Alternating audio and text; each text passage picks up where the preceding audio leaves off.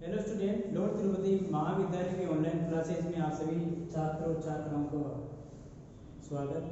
Today we are going to start hybridisation संकरण।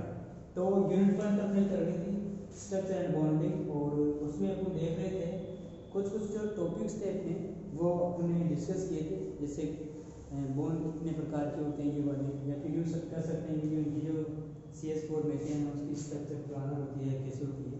तो आज मैं जो टॉपिक लेकर आया हूँ वो है संकरण। संकरण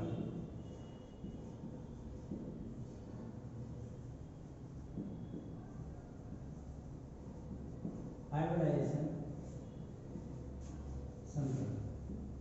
देखो, संकरण होता क्या है कि जब भी कोई ऑर्बिटल्स आपस में संपर्क में आते हैं, तो लास्ट लेक्चर में अपन ने पढ़ा था कि बॉन्ड का निर्माण होता है ऑर्बिटल्स के ओवरलैपिंग से।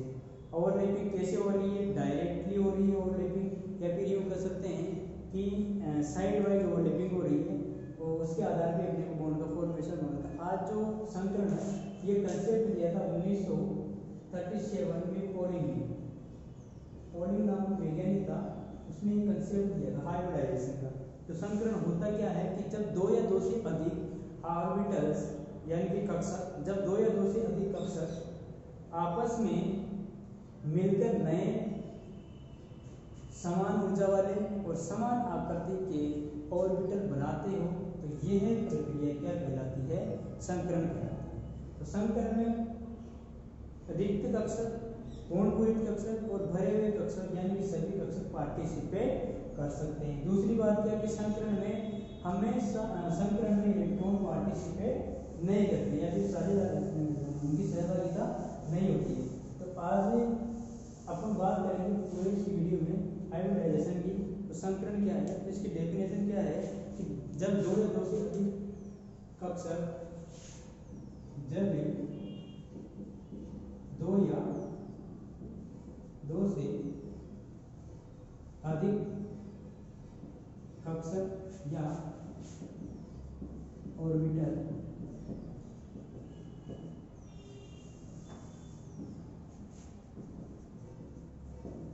आपस में, या यूँ कह सकते हैं कि दो भी हो सकते, दो या इससे भी अधिक हो सकते आपस में मिलकर या संयोग कर उतने ही समान ऊर्जा व आकृति के नए कक्षक बनाते हो। जैसे मान लो कि जब दो या दो से अधिक कक्षक आपस में मिलकर या संयोग कर उतने ही समान ऊर्जा व आकृति के नए कक्षक बनाते हो, तो यह प्रक्रिया क्या कहलाती है? संकरण कहलाती है। तो यह है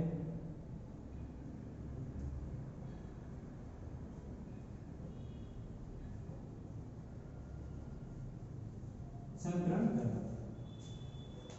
तो इसकी डेफिनेशन हो गई एक तरीके से शॉर्ट के अंदर, वेरी शॉर्ट। अब देखो कि जो ऑर्बिटल्स है आपस में संयोग करते हैं या मिलते हैं, तो उतनी ही समान ऊर्जा और आकृति के नए कक्षक बनते हैं। ऊर्जा का क्या है यहाँ पर? जब बॉन्ड बनता है या बॉन्ड टूटता है, ऊर्जा उत्सर्जित होती है। तो जब समान ऊर्जा वाले आकृति के नए कक्षक बनते हैं तो ऊर्जा का पुनर्वितरण होता है। तो ये कह सकते हैं कि जब किसी परमाणु की लगभग समान ऊर्जा होती है, जब किसी परमाणु के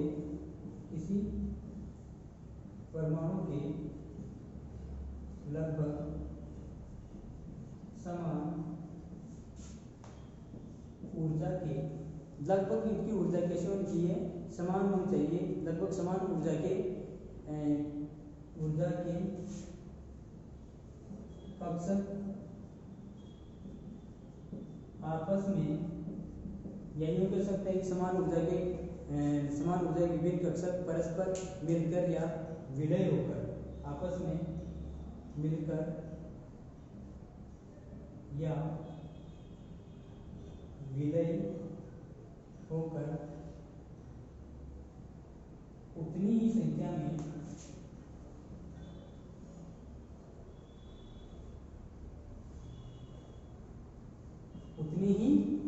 में समान ऊर्जा व आकृति के नए कक्षक बनाते हैं।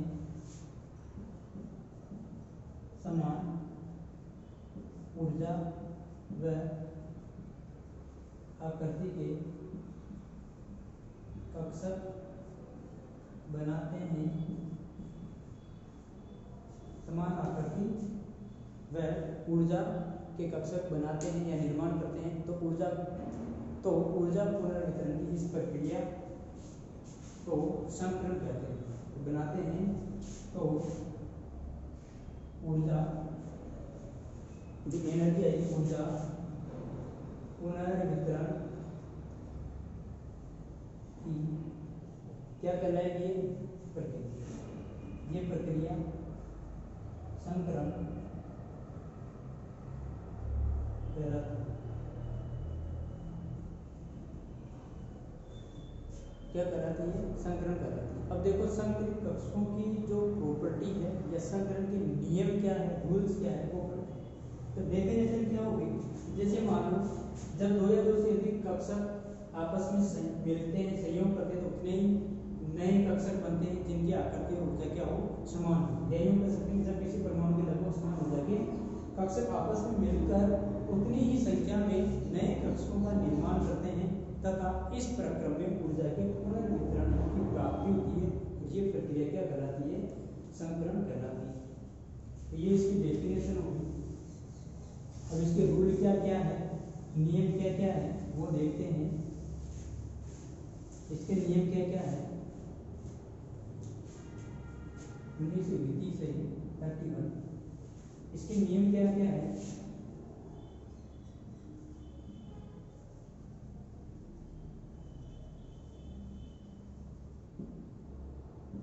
Hybridisation rule of hybridisation.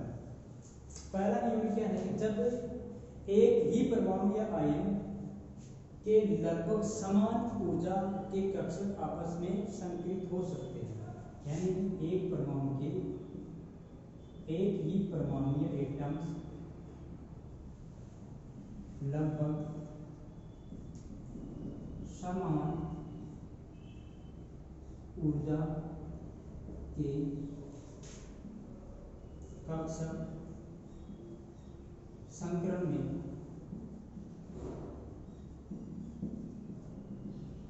भाग ले सकते हैं। तो हाइब्रिडाइजेशन में पार्टिसिपेट वो ऑर्बिटल करेंगे जिनकी एनर्जी कैसी होनी चाहिए, इक्वल होनी चाहिए। या यूं कर सकते हैं कि एटम्स के अंदर जो एनर्जी है उनकी ऑर्बिटल्स की वो कैसी होनी चाहिए, समान होनी चाहिए। दूसरी बात क्या है कि संकरित कक्षकों की संख्या संकरण में भाग लेने वाले कक्षकों की संख्या के बराबर होती है। जैसे मान लो कि 3 ऑर्बिटल भाग ले रहे हैं, sp2 संकरित है। संकरित कक्षकों की संख्या संकरण में भाग लेने वाले कक्षकों की संख्या पर निर्भर करती है। संकरित कक्षकों की संख्या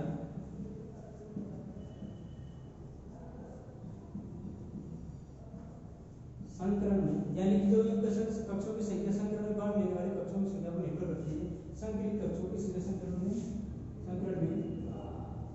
भाग लेने वाले कक्षों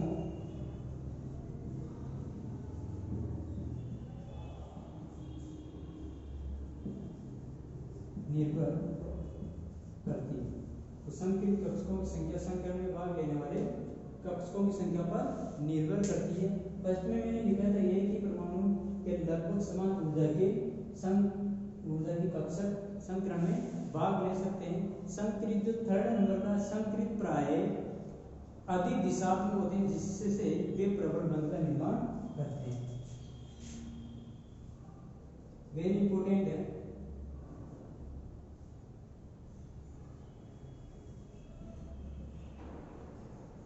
संकरित कक्षक अधिक दिशात्मक होते हैं, अतः इनसे बनने वाले, इनसे क्या है, इनसे बनने वाले बंध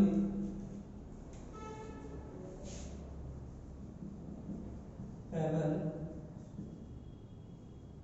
प्रकृति, नेचर मतलब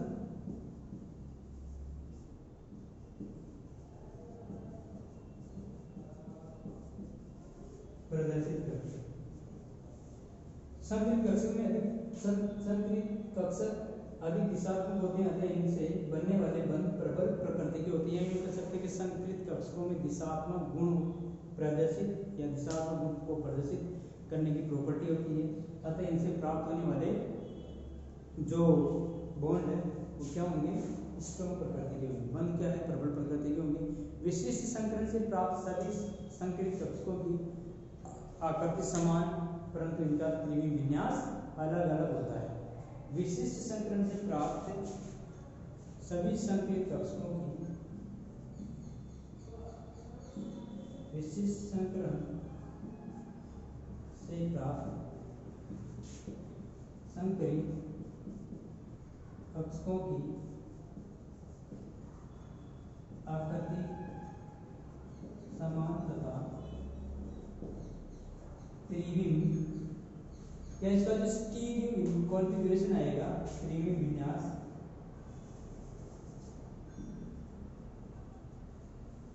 अलग अलग आता है या होता है, अलग अलग होता है। तो विशिष्ट संकरण से प्राप्त संकरित कक्षकों की आकृति समान तथा विशिष्ट संकरण से प्राप्त सभी संकरित कक्षकों की आकृति समान करने का विन्यास या कॉन्फ़िगरेशन जो होता है स्टीरियो के अंदर, वो क्या होता है, डिफरेंट होता है। यौगिक को चाहे अणु में केंद्रीकृत परमाणु की संकरित अवस्था में इनकी ज्यामिति तथा बंध कोण जो होता है, बंध कोण का निर्भर, ये इसके रूल है संकरण के। संकरण एक दो और रहते हैं, इसके बारे में चर्चा करते हैं। तो देखो जो संकरण है, संकरण में कक्षक भाग लेते हैं इलेक्ट्रॉनिक, अतः संकरण में रिक्त कौन सा थे वाला, नेक्स्ट वाला जो रूल है ना, संकरण में कक्षक भाग लेते हैं ना कि इलेक्ट्रॉन। कक्ष इसमें पूर्णपूरित, अर्धपूरित एवं खाली कक्षक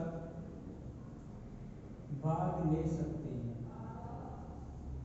तो संकरण में पूर्णपूरित ऑर्बिटल, अर्धपूरित और पूर्णपूरित और बिल्कुल खाली रिक्त, यानी कि रिक्त कक्षक भाग ले सकते। सामान्य संकरण में एकांकी इलेक्ट्रॉन युग्म तथा सिग्मा बंधित इलेक्ट्रॉन युग्म ही रह सकता है। तो इसमें क्या है, सिग्मा बंध या लोन पेयर ऑफ इलेक्ट्रॉन, ये दोनों ही रह सकते हैं। तो ये कह सकते संकरण में कक्षक भाग लेते हैं, अतः इसमें रिक्त कक्षक या पूर्णपूरित या खाली कक्षक भी इसमें पार्टिसिपेट कर सकते हैं। तो सामान्यतः देखा जाता है कि जो आपका आगे वाला पॉइंट है वो देखा जाता है कि जब संकरण में कक्षक भाग लेते हैं, संकरण में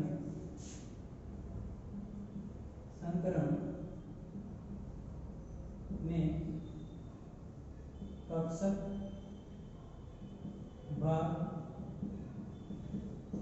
लेते हैं, यूं कर सकते हैं जो भी संकरण है उसमें आपको पता है, पहले ही बताया था, फर्स्ट ऑफ ऑल कक्षक भाग लेते हैं इलेक्ट्रॉन में। तो संकरण में इलेक्ट्रॉन पार्टिसिपेट, मतलब कि इलेक्ट्रॉन पार्टिसिपेट नहीं करते, तो पहले हो गया था आपका।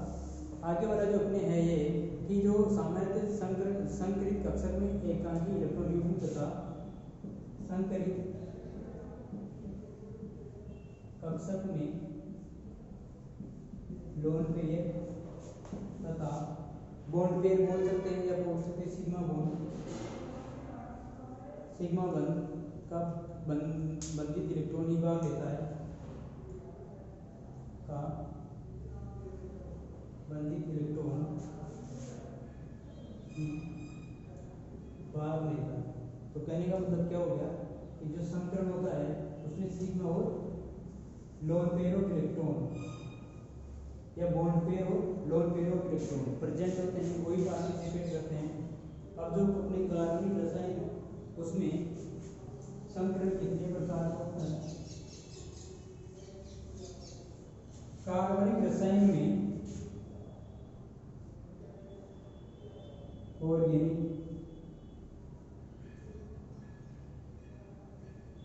केमिस्ट्री में संकरण,